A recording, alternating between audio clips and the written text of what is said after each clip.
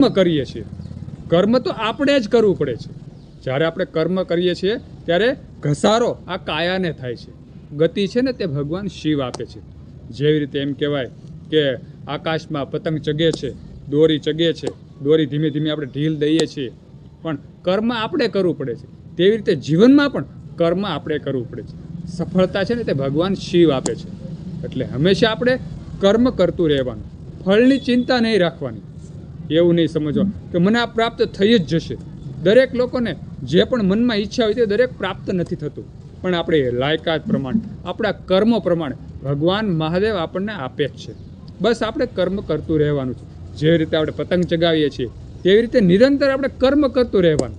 જે પણ આપણે કામકાજ કરતા હોય તેમાં પ્રભાતે વહેલા ઉઠી ધર્મમય થોડુંક કાર્ય કરી, થોડીક ભક્તિ કરી, થોડુંક શિવલિંગનું પૂજન કરી અને કર્મ તરફ આપણે દોડવા મળવાનું.